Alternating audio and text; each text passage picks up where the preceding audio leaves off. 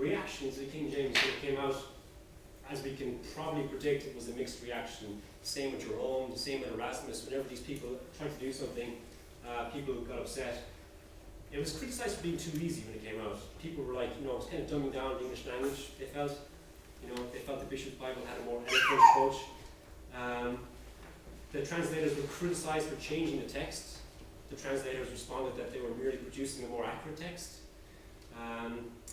Do you ever know those people that are really polite, and they're so careful when it comes up to controversial topics that they, even though they might have a strong opinion, they're very careful not to express it, so you're kind of wondering where they stand.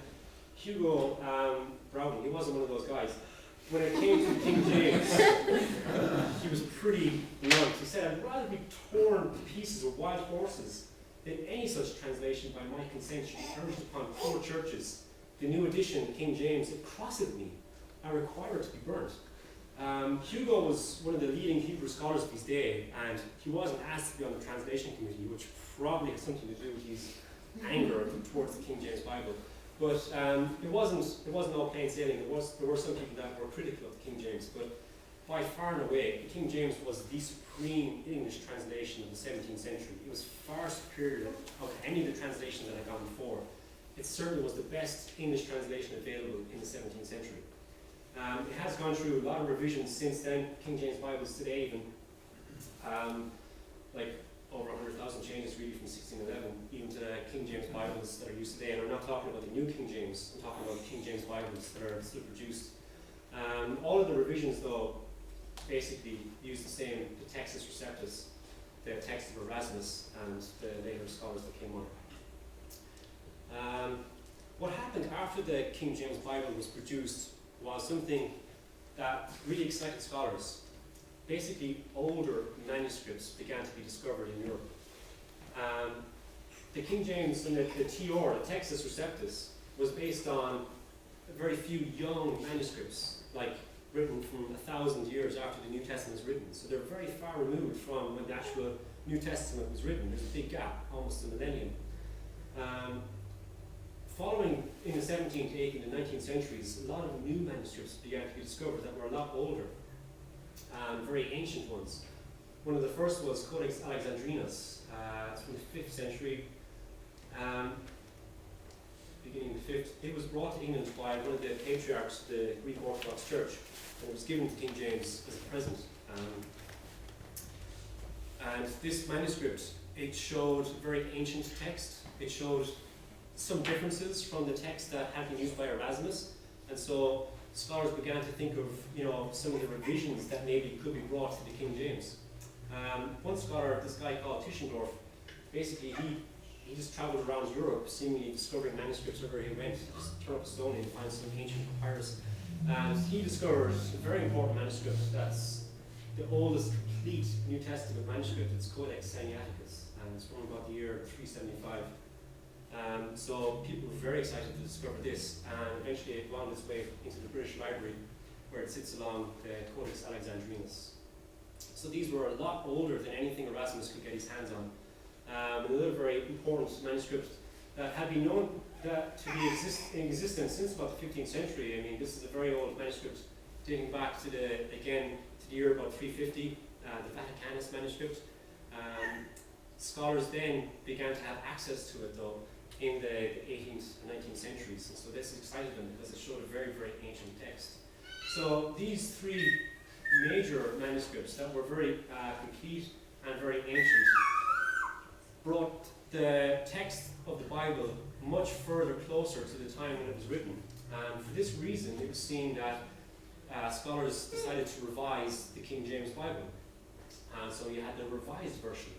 The Greek text that the revised version used in 1881 was compiled by two English scholars, Westcott and Port, and they produced their text, which was the base text used for the revised version, which was produced in the 19th century. It was certainly an improvement on the King James. It was the best translation available in the 19th century, just as the King James was the best translation available in the 17th century. It definitely brought us closer to the originals. Following on from this, though, what was even more exciting was older manuscripts began to appear. Chester Beatty papyri. Some of these dating to the second, if not the end of the 1st century. So this is very exciting. We were moving much closer back. The Baltimore papyri, a very important manuscript for the Gospel of John. P75, a very, very carefully produced manuscript by a professional scribe sometime in the 2nd century, the 3rd century. And P39, all these early papyri from the deserts were found, and they showed a much more ancient text. Older than that, in relation to the Old Testament, you had big time discovery in the 20th century, the Dead Sea Scrolls, which showed the Hebrew Bible in a text that was, almost 1,000 years older than any manuscript that they had available prior to that. And it's an amazing thing to see is the fidelity really of the Hebrew text from the early centuries BC up until the year 80-1000, is that the text changed so very little. And it really reaffirms scholars' big respect for the Masoretic text. You missed out though, they were for sale when they first appeared. This appeared in the New York Times. Biblical manuscripts for sale. The Israeli government purchased them, responding to the advertisement. Initially, when people saw this advertisement, they didn't see the manuscript, they thought they were fake because they were so old. They were like, there's no way a Bible from 200 BC could be around, it's impossible. So they were very skeptical, but they have actually been proven to be legitimate historical archaeological finds. So the Dead Sea Scrolls, certainly very important for the revision of the Old Testament. Moving on again to the New Testament, carrying on from the work of Erasmus, you had people like the Nestle and Allen. These were scholars that began to produce printed critical editions of the Greek New Testament, using much more manuscript evidence that was available to Erasmus. You had the Nestle edition, and then you had the Allen edition, together the Nestle-Allen text.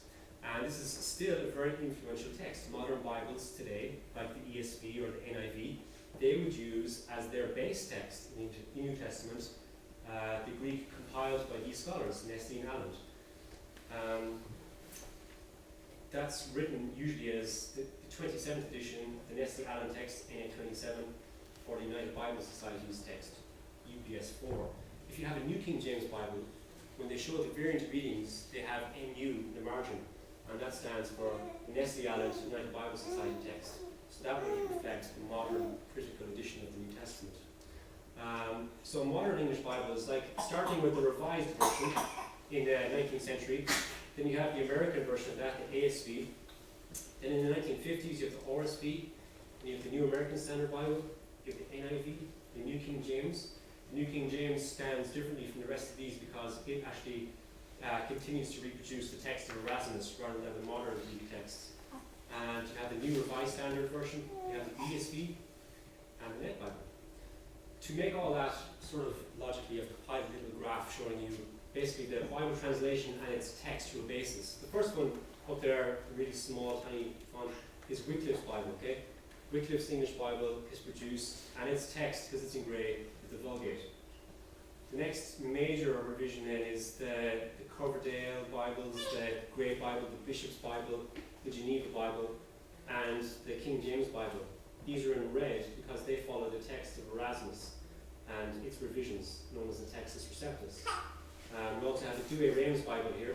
The Douay-Rheims, though, is following the Vulgate, so that's why it's in grey. So these are the early 17th century and 16th century English translations, and they follow what's known as the Textus Receptus. Then in the 19th century, you have the revised version. Its textual basis was the Westcott Hort text. That was revised.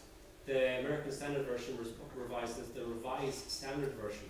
And this uses the Nestle-Allen text, okay? And from that, you have all these Bibles. You have the ESV Bible, which is a revision of the RSV. All the blue ones follow the Nestle-Allen text.